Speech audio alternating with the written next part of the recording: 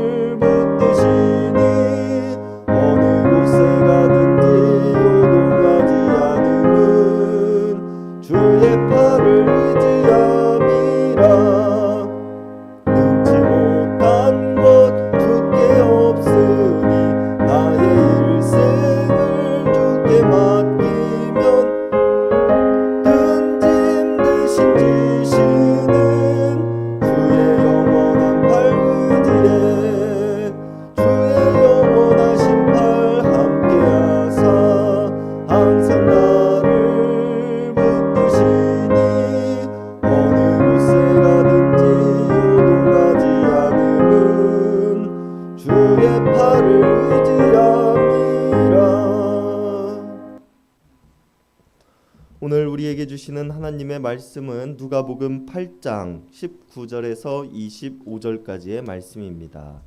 누가복음 8장 19절에서 25절까지의 말씀입니다.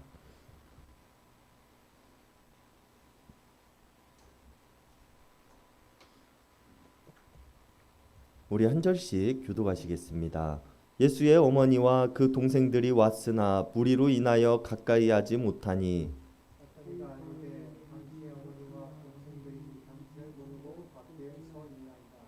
예수께서 대답하여 이르시되 내 어머니와 내 동생들은 곧 하나님의 말씀을 듣고 행하는 이 사람들이니라 하시니라.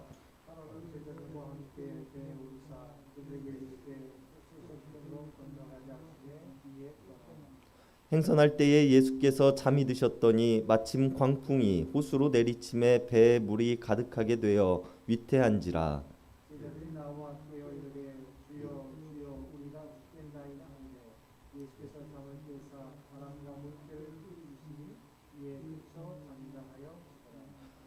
다 함께 읽으시겠습니다. 제자들에게 이르시되 너희 믿음이 어디 있느냐 하시니 그들이 두려워하고 놀랍게 여겨 서로 말하되 그가 누구이기에 바람과 물을 명함에 순종하는가 하더라.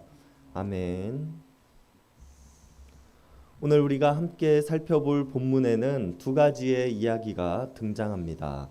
하나는 예수님을 찾아온 예수님의 어머니와 동생들에 관한 이야기이며, 다른 하나는 예수님께서 제자들과 함께 배를 타고 호수를 건너시던 중 풍랑을 만난 이야기입니다.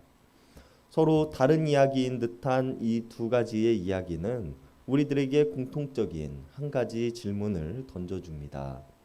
우리가 예수님의 진정한 형제이며 가족인가?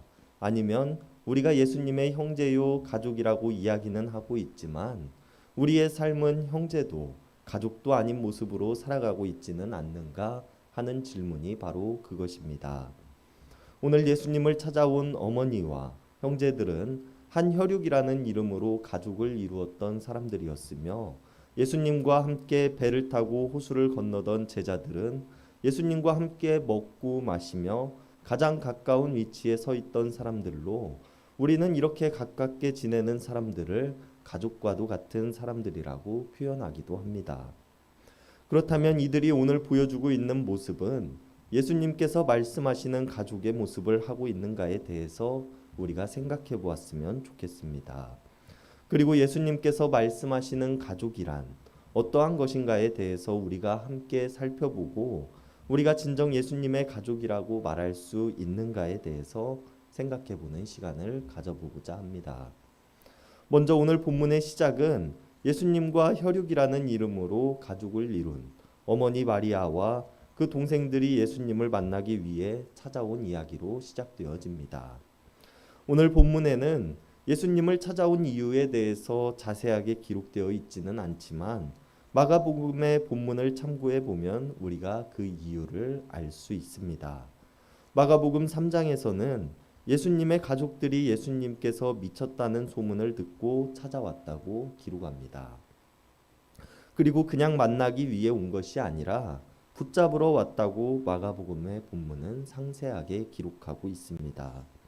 이러한 소문이 왜 났는가 하면 예수님께서 보여주시는 기적적인 사건들을 본 서기관들이 예수님께서 바알세불의 힘을 빌려 혹은 귀신의 왕의 힘을 빌려서 귀신을 쫓아내는 일을 하고 있다고 이야기를 하고 다녔기 때문입니다.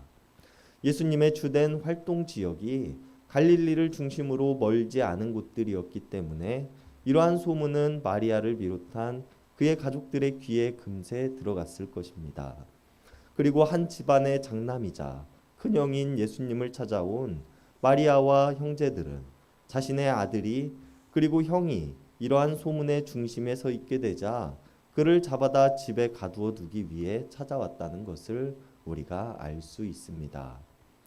이들은 이 소문을 그대로 믿고 있었으며 예수님께서 하시고자 하는 일을 멈추게끔 하기 위한 의도를 가지고 자신의 어머니를 찾아온 어머니와 형제들에게 이러한 의도를 가지고 자신을 찾아온 어머니와 형제들에게 예수님께서는 말씀하시기를 내 어머니와 내 동생들은 곧 하나님의 말씀을 듣고 행하는 이 사람들이라 라고 말씀하십니다. 물론 예수님께서 혈육의 부모와 형제의 관계를 경시하거나 작은 것으로 생각하셔서 이렇게 말씀하셨던 것은 아니었습니다. 십자가에 달려 죽음을 기다리시던 예수님께서 제자에게 부탁하신 것은 자신의 어머니 마리아를 너의 어머니와 같이 모셔달라고 말씀하셨기 때문입니다. 그렇기에 오늘 예수님께서 말씀하고 계시는 이 말씀은 하나님 나라의 가족은 어떠한 모습인가에 대해서 말씀해주고 계신다는 것을 우리는 이해해야 합니다. 하나님 나라의 가족은 혈육으로 이루어진 것이 아니라 하나님의 말씀을 듣고 행하는 사람들이 가족이라는 것을 말입니다. 예수님의 이 말씀은 새로운 공동체를 성립해주고 계시는 모습을 우리들에게 보여줍니다. 전통적인 의미에서의 가족에 대한 개념에서 벗어나 하나님 나라의 가족은 어떠한 인생을 살아왔고 누구의 자식으로 살아왔건 상관없이 오직 하나님의 말씀을 듣고 행하는 사람이면 그 사람이 누구라도 하나님의 자녀도 서로 형제와 자매의 삶을 살아갈 수 있다고 말씀하고 계신다는 것입니다. 이러한 예수님의 말씀은 혈육의 가족을 넘어서 또 이스라엘의 민족주의를 해체하고 하나님의 자비와 은혜는 모든 사람들을 향하고 있음에 대해서 우리들에게 말씀해주고 계시는 것입니다. 그리고 이런 일이 있고 얼마의 시간이 흐른 후 예수님께서는 제자들과 함께 호수 저편으로 건너가시기 위해 배에 오르셨습니다. 제자들이 노를 저어 호수의 반대편으로 향하고 있을 때 예수님께서는 잠이 드셨고 그때 사나운 바람이 불어오기 시작했다고 성경은 이야기를 합니다. 바람이 얼마나 거세게 몰아치는지 배에는 물이 가득 차오르기 시작했으며 오랜 시간 물고기를 잡으며 배를 탔던 제자들조차 호수 한가운데에서 어찌할 바를 알지 못한 채 우왕좌왕하고 있는 모습이었습니다. 그러다 제자들은 예수님을 깨웠고 잠에서 깨신 예수님께 주여 주여 우리가 죽겠나이다 라고 말을 할 수 있을 뿐이었습니다. 그리고 제자들의 소리에 깬 예수님께서는 바람과 물결을 꾸짖으셨고 이에 바람이 그치고 물결이 잔잔하여졌다고 성경은 기록하고 있습니다. 그런데 여기서 우리가 주의 깊게 생각해 보아야 하는 것은 제자들을 향한 예수님의 말씀입니다. 예수님께서는 제자들에게 말씀하시기를 너희 믿음이 어디 있느냐라고 물으십니다.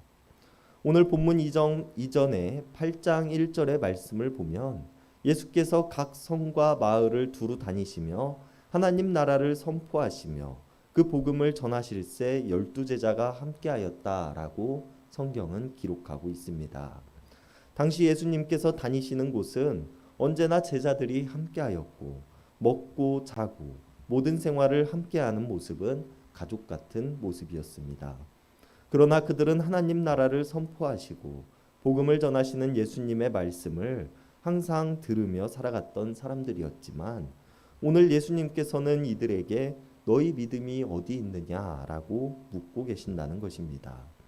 하나님의 말씀을 듣고 행하는 사람들이 하나님의 자녀요 나의 형제이자 자매라고 말씀하시는 예수님께서 제자들에게 너희들의 믿음은 어디 있느냐고 물어보신다는 것은 너희들의 모습이 하나님의 말씀을 듣고 행하는 모습이 아니라고 말씀하고 계신다는 것입니다.